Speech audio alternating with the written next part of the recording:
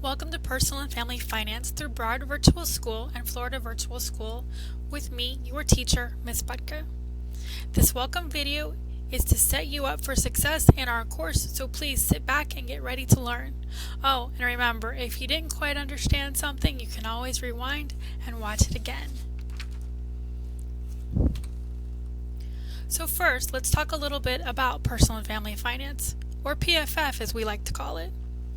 The Getting Started button will lead to an example of how each of the course modules or chapters are laid out. There are objectives or learning outcomes, your pace. You will receive an individual pace chart once you complete your welcome call with me and your parent or guardian.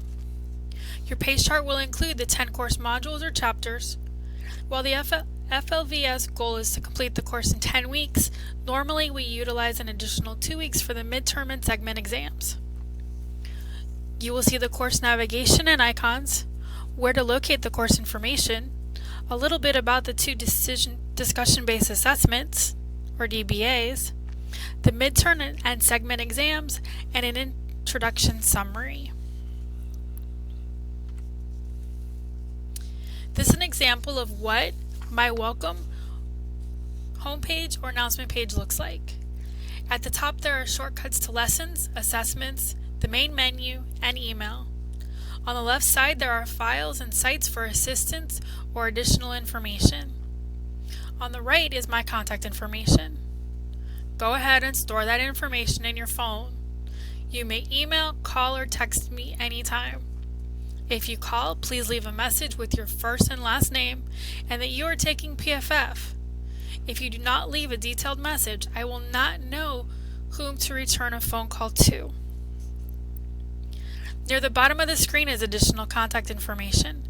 This includes my assistant principal, Ms. McGinty, at the BVS office, and FLVS tech support. There is also a link to my Illuminate classroom if we ever need to use it, and the link to schedule an appointment with me.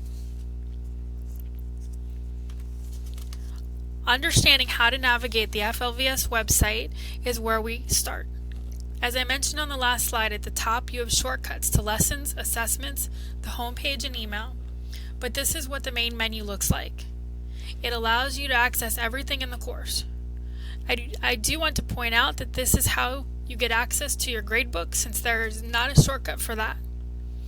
You will want to check your grades every time you log in, including your feedback. We'll take a look at most of these, but let's start with lessons first.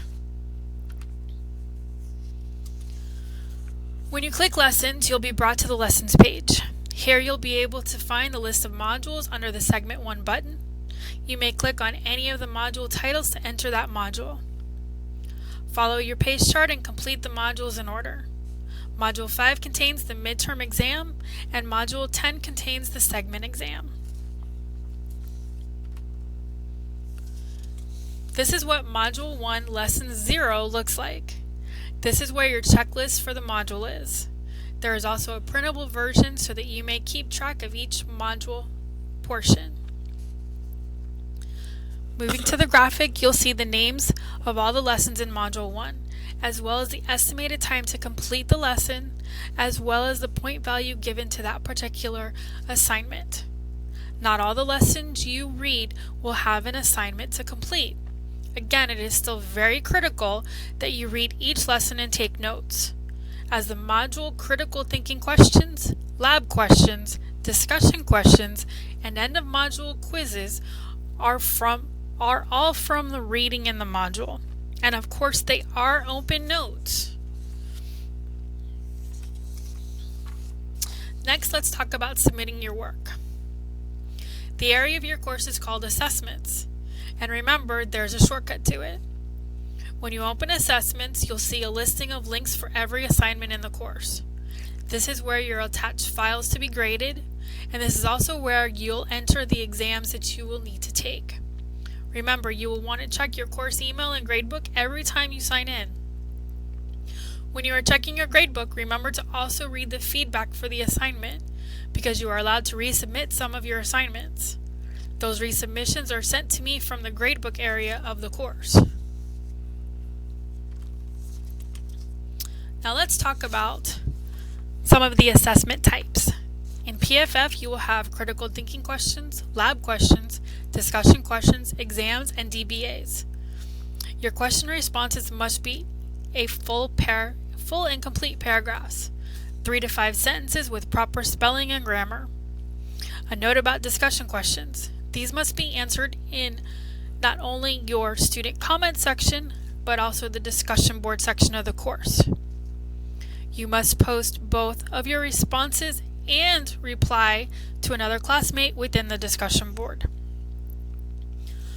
The module, midterm, and segment exams may only be taken once. This is why notes are so important. Then you have 2 DBAs for PFF, and these must be done over the phone with me.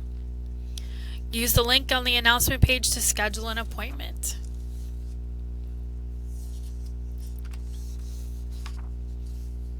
All 10 modules will have critical thinking, review, and discussion questions. Make sure you follow the directions. You only need to answer 2 of the questions. Now, each of the answers needs to follow the submitting paragraphs outlined above. Make sure that each answer contains a proper paragraph of 3 to 5 sentences. Use proper writing, spelling, and grammar. Your responses may be attached in a document or completed in the student comments area of each assignment. There is an additional step for the discussion questions. You must also post your answers on the discussion board for the correct module, and you must create a paragraph reply to another student's answer. And this is what it will look like when you submit an assignment. You may want to attach a document. You may add text for me to read in the area with the 1, then attach the document in 2. Once you have double-checked everything, check the box Submit for grading, and lastly click Submit. As you see right now, it says Save for later. So if you do not check the box, your assignment will not be submitted for grading, and I will have no idea it's there. So make sure you check the box, and the button will change to Submit for grading, and make sure you click on it. Now let's talk about PACE. You'll hear about this in almost every call you have with me. Although you have an individual PACE chart, some students do prefer to create their own. Please keep in mind that there is a minimum seat time requirement of 14 days per semester.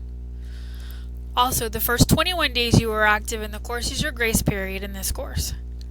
It is important that you are on or ahead of PACE with a passing grade in order to remain active beyond the grace period in PFF. If you are interested in making your own PACE chart, then you will want to click where the PACE is circled in orange. Otherwise, utilize the PACE chart that I will send you.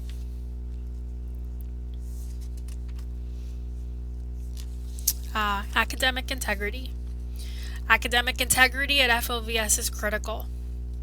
You will be covering specific information on this expectation in the Getting Started section of the lessons page that I asked you to complete after this video. There's an entire section dedicated to academic integrity. I did take this from there to give you a heads up though. Some violations of academic integrity are probably not a surprise to you, like using somebody else's answers, copying and pasting from an internet resource.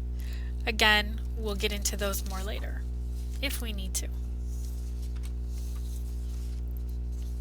Grades matter. They are vital to your successful completion of this course.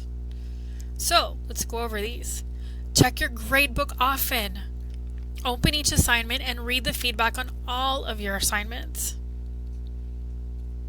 If you didn't earn an A on an assignment, review the material, the feedback in your gradebook, revise your work, and you may resubmit the assignment.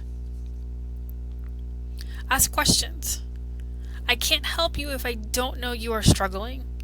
You may email, call, or text to ask me questions anytime. If I'm not available that time, I will get back to you as soon as possible. DBAs. DBAs are mandatory. You cannot avoid them, so schedule them at least 1 to 2 days ahead of time. Don't worry, it won't be scary. I promise. Your email. You have 2 email accounts. Check them both frequently. and stay on pace. Make sure you are following your pace chart to monitor your progress and stay on track. Lastly, let's talk about expectations for getting started. Obviously, ongoing communication with me is vital, but I would like to add that any communication that you initiate on weekends, whether it be Saturday or Sunday, will be returned the following Monday. You can move on to the next assignment while waiting for a response from me. I must have monthly contact with parents as well, which may be new for you and or your parent, but it is a great way of keeping everyone in the loop. Again, as I have mentioned, you will want to go through the Get Started section of the course, complete the online form in Step 2, and then call or schedule an appointment for your welcome call with your parent or guardian and me as soon as possible. Well, that's it. Thanks so much for your time, and good luck in your personal and family finance. I'm happy to have you in this class.